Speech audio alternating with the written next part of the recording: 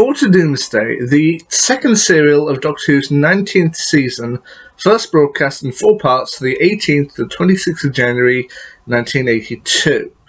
Now, this is actually a Doctor Who story I was going into completely blind, because with a lot of the classic Doctor Who stories, you can figure out a little bit about them either by the characters or the monsters they involve, or by the reputation they've gained, such as The Curse of Fenric or The Brain of Morbius. People know those stories because they are considered classics. But this one, I never saw anyone talk about it, so I was just going into this story completely blind. But on the face of it, I'd say it's pretty good. It's got some hokey moments, but yeah. Anyway, the Fifth Doctor, played once again by Peter Davison, as well as his companions Adric, played by Matthew Waterhouse, and Nyssa, played by Sarah Sutton. They're once again trying to get companion Tegan Jovanka, played by Janet Fielding, to Heathrow Airport so she can actually do her job. That of course, being an air stewardess. However, things don't entirely go to plan, and they end up instead on a spaceship in deep space. Where else would you find a spaceship? But anyway. The oxygen is low in certain parts of the ship, life support isn't always in all sectors, but they eventually find areas where they can breathe and do what they need to do, and they find the ship is captained by an alien being named Monarch, played by Stratford Johns. And he also has 2 other aliens named Enlightenment and Persuasion, played by Annie Lambert and Paul Shelley, who take on somewhat human form after Tegan draws a picture of what humanity's fashion kind of looks like from her era in the 1980s. And it seems at first that there are a lot of other humans on board the ship, including humans from various eras, such as you got ones from ancient Greece, ones from ancient China, ones Aborigines, Chinese, all over the place, all types of different get all kinds of different people, different civilizations and the like, to which there are supposedly 3 million life forms on board the ship. However, the Doctor and co soon discover that there is actually much more to this ship than meets the eye. And what they ultimately discover is that the original aliens on board the ship, i.e. Monarch, Enlightenment and Persuasion, they were from a planet called Urbanka. And they would every so often make trips back to Earth, and they would pick up these people. Now, the 2 main people who they pick up, or the 2 main ones they're focused on, are Bygone, an ancient Greek, played by Philip Locke, and a Chinese man named Lin Futu, played by Burt Kwok.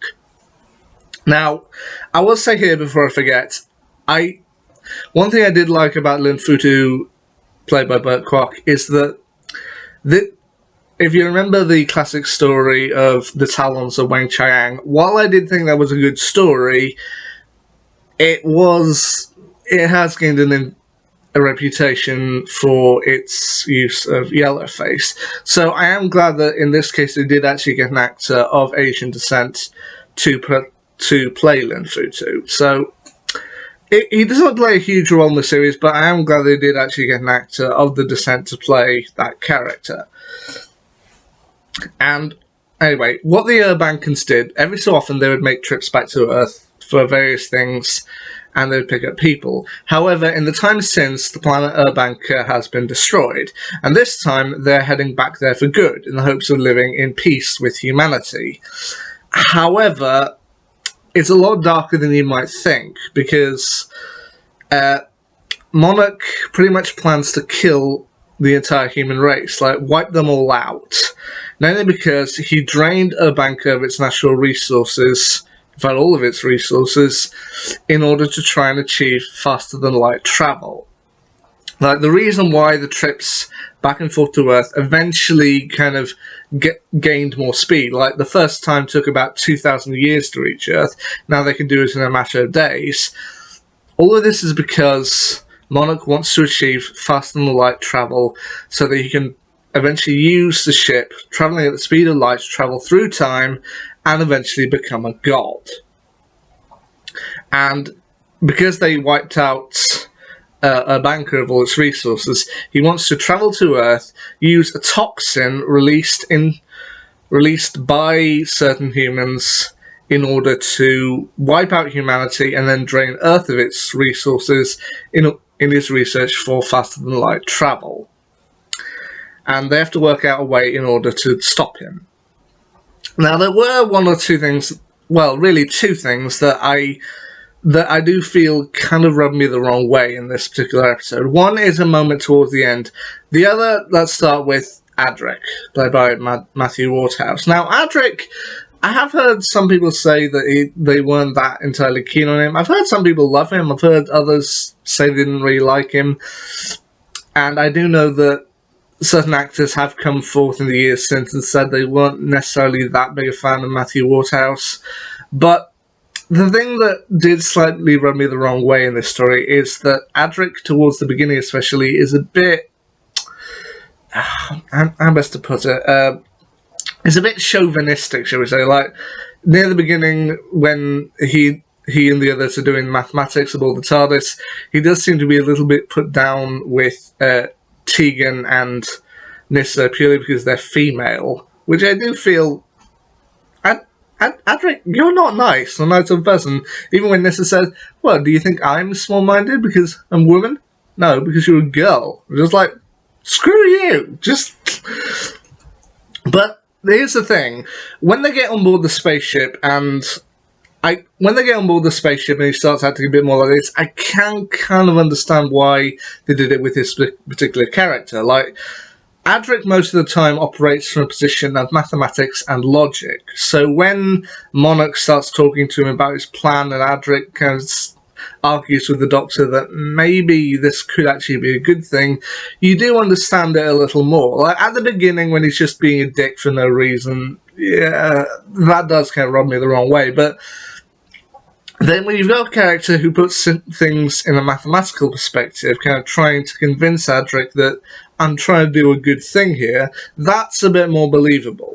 Anyway, the other moment that I'll admit I kind of found a little hard to believe occurs in part 4. Tegan has accidentally taken off in the TARDIS. She wanted to go ahead to Earth to try and warn them of what was coming, but seemingly got stuck with the TARDIS just outside the ship. And the Doctor and Adric are making an attempt to try and get back to the TARDIS and rescue her and solve everything. However, they end up... Persuasion and Enlightenment end up cutting a rope that they were using to try and reach the TARDIS. But the Doctor manages to reach the TARDIS by that he gets out a cricket ball that he had in his pocket and throws it back at the ship, and that's enough to provide him just enough momentum to push him back the remaining distance he needs to reach the TARDIS. To which, I was watching this with a family member, and they kind of said, the principle holds up, but in practice, that probably wouldn't work. But as I said, this is an enjoyable story, and I went into this completely blind, and I did actually think it was pretty good. I mean, ultimately it's revealed also that Bygone and Linfutu and the others, they're all kind of synthetic androids. Things to make them last longer, because, let's be honest, no human could last 2,000 years in space.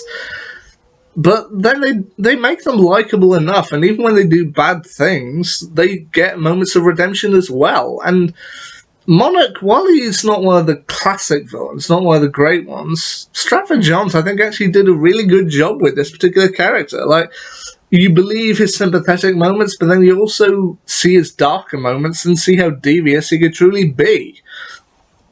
So, yeah, do I think you should watch Fort of Doomsday? Well, if you want to collect the classics first, I would say go for another one of the classic stories. Go for the kind of really good ones. But when you get to Fort of Doomsday, don't sleep on it. It's pretty good. I mean, I don't know if I consider it one of the greats, but I'm glad I saw it. So there you go. There's my quick thoughts on Peter Davison's second Doctor Who story, Fort of Doomsday. Will be my next classic story? Once again, at this point, I don't know. I'll have to wait and see. Anyway, until next time, see ya.